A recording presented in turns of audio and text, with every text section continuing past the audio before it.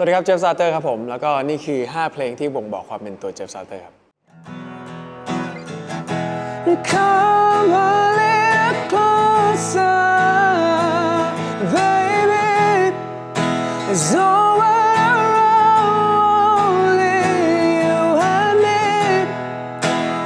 It's at the end of our story. So will you please dance with me, even after.Strangers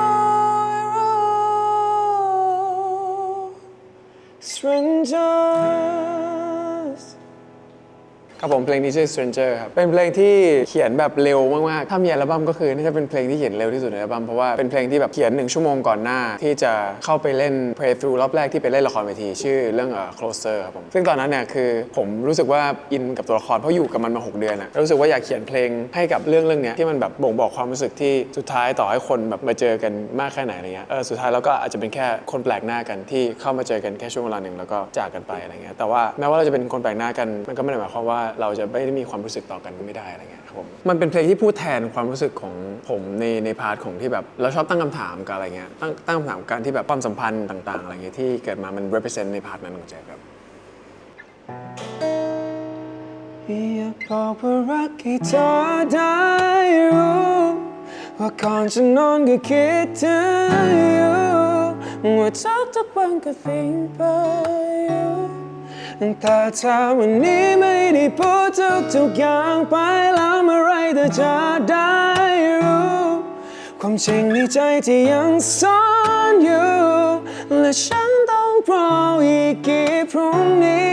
เพราะว่าวันนี้ก็คือพรุ่งนี้ของเมื่อวาน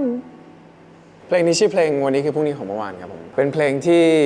represent ความเป็นแบบเด็กที่ชอบแอบรักคนตอนมัธยมผมเป็นคนที่แบบว่า fall in love แล้วก็แบบรู้สึกว่าอยู่กับตัวเองบ่อยๆอะไรเงี้ยแล้วก็เป็นคนที่ให้ความสำคัญกับความรักมากๆแต่ว่าเป็นคนที่ไม่กล้าบอกรักกับคนอื่นอะไรเงี้ยเป็นคนที่แบบเก็บขี้อายหน่อยอะไรเงี้ยถึงจะดูไม่เหมือนก็ตามในตอนนี้นะฮะแต่ว่าเป็นอย่างนั้นครับผมก็เลยแบบเป็นเพลงหนึ่งที่เราเก็บเอาความรู้สึกตรงนั้นมาแล้วก็มาเล่าในเพลงที่ชื่อว่า Loop หรือว่าวันนี้คือพรุ่งนี้ของเมื่อวาน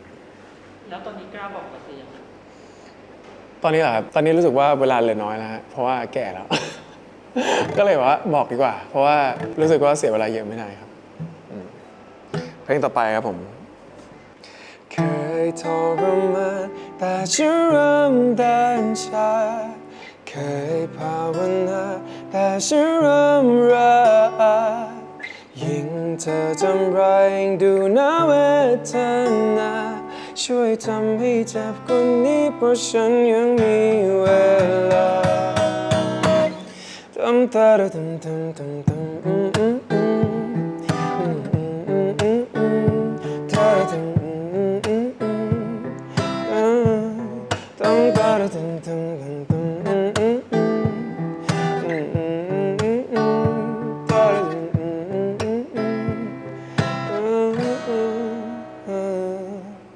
เพลงนี้ชื่อเพลงดิมๆนะฮะหลายๆคนชอบเรียกว่าดำๆจะเรียกอะไรก็ได้นะครับผมคือเพลงนี้เขียนตอนที่รู้สึกว่าชีวิตมันท็อกซิกจังเลยเครียดจังเลยอะไรเงี้ยมันถึงจุดหนึ่งที่เรารู้สึกว่าเฮ้ยไม่ไหวเลยเว้ยแล้วมันแบบมันถาโถมเข้ามาอะไรเงี้ยรู้สึกว่าต้องหาวิธีรีลีสมันมีวิธีรีลีส2 อันคือแบบเราเบรกดาวน์ไปเลยหรือว่าเราแค่แบบเอนจอยกับความเจ็บปวดแล้วก็แบบชิลไปกับมันอะไรเงี้ยเหมือนแบบเต้นรำท่ามกลางความเจ็บปวดเพลงดิมๆก็เป็นเพลงที่เล่าเรื่องนั้นเหมือนแบบปลดปล่อยความรู้สึกที่มันแบบแย่ๆออกมาอะไรเงี้ยครับผมแล้วก็เป็นเพลงหนึ่งที่เป็นเพลงมีจังหวะที่ผมแบบปกติผมไม่ค่อยทำเพลงมีจังหวะเท่าไหร่อะไรเงี้ยเป็นเพลงที่ลองโปรดิวเองด้วยตัวเองแล้วก็มีพินอีสานเข้ามาด้วยอะไรเงี้ยก็ทำให้มันมีรสชาติที่มันแบบแปลกใหม่แล้วก็มีความเอกโซติกมากขึ้นอะไรเงี้ยครับ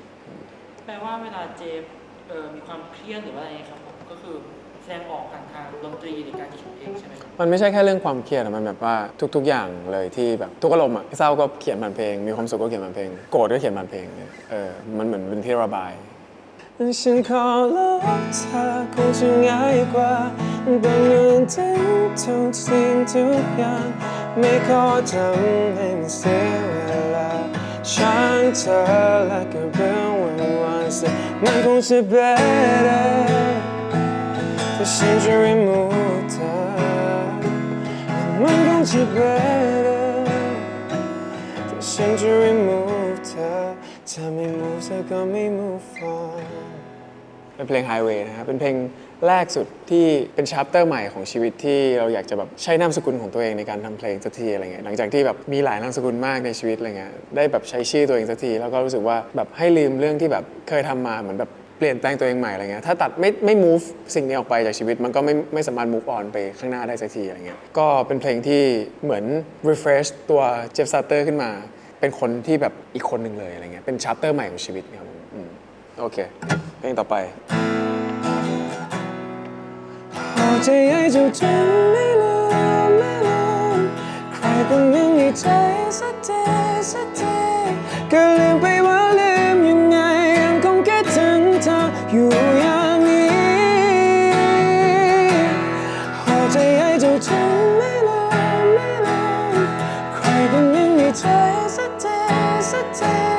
ต้องใช้น้ำตาเท่าไรลบภาพเธอในใจทำอย่างไรก็ลืมไปแล้วว่าต้องลืมยังไง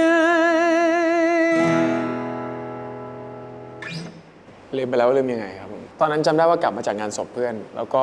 เขียนเพลงนี้ขึ้นมาเพราะเรารู้สึกว่าชีวิตมันสั้นมากๆ แล้วก็เหมือนแบบการทำใจกับเรื่องที่แบบความสูญเสียอะไรเงี้ยครั้งนี้แล้วเราทำได้ยังไงที่แบบผ่านมันมาเรื่องแย่ๆมาอะไรเงี้ยเราจำไม่ได้เราลืมไปว่าเราลืมใครคนหนึ่งไปได้ยังไงอะไรเงี้ยแต่ว่าคือครั้งเนี้ยมันก็เหมือนแบบเราก็เลยไม่รู้วิธีว่าจะลืม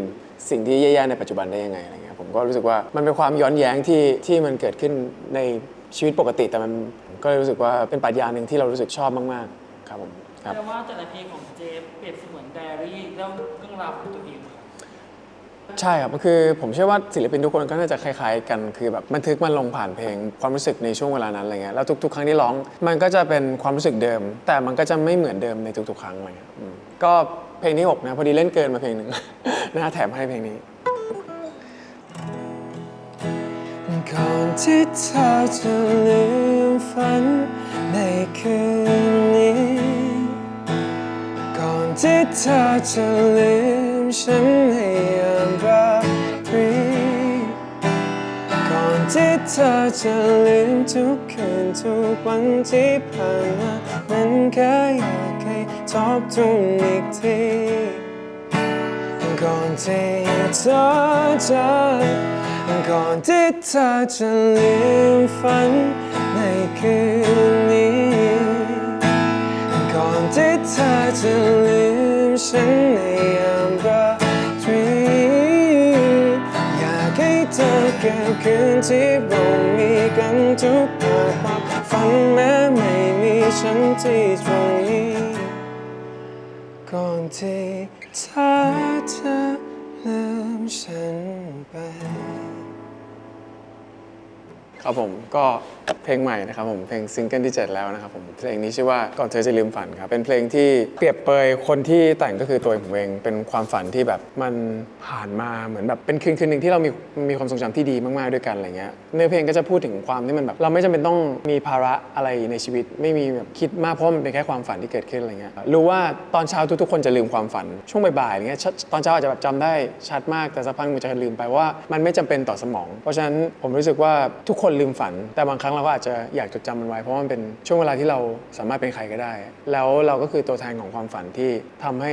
คนคนหนึ่งได้รู้สึกดีแล้วตอนเช้าก็อาจจะแบบลืมเราไปแต่อยากให้จำความฝันความรู้สึกดีๆเหล่านั้นต่อไปแม้ว่าจะตื่นแล้วก็ตามครับฝากเพลงนี้ด้วยครับผมก่อนเธอจะลืมฝันครับครับผมนะฮะก็ฝากเพลงนะครับผมของเจฟทั้งหมดนี่คือเพลงที่บ่งบอกถึงความเป็นตัวเจฟซาเตอร์นะครับผมซึ่งก็มีเพลงใหม่ด้วยนะครับผมยังไงก็ฝากไปติดตามเพลงใหม่ได้นะฮะ MV ออกแล้วนะครับผมซึ่ง MV ก็เป็น MV ที่ผมเขียนสตอรี่บอร์ดเองด้วยแล้วก็ได้พี่จีนมาช่วยในการกำกับภาพให้ออกมาเป็นแบบที่คิดในหัวคือแบบมันดีกว่าที่ในหัวผมคิดไปเยอะมากๆอะไรเงี้ยก็ฝากเพลงนี้ด้วยแล้วก็อัลบั้มที่กำลังจะปล่อยในอนาคตอันไม่น่าจะไกลมากครับผมก็ฝากไว้ด้วยครับผมแล้วก็นะฮะฝาก GQ Hype เดือนนี้นะฮะมิถุนายนครับผมที่เจฟถ่ายร่วมกับแฟรงค์มุลเลอร์ด้วยนะครับผมนะฮะยังไงก็ฝากติดตามกันครับเจอกันนะก่อนที่เธอจะลืมฉันในยามราตรีอยากให้เธอเก็บคืนที่เรามีกันทุกความฝันแม้ไม่มีฉันที่ตรงนี้ก่อนที่เธอจะลืมฉันไป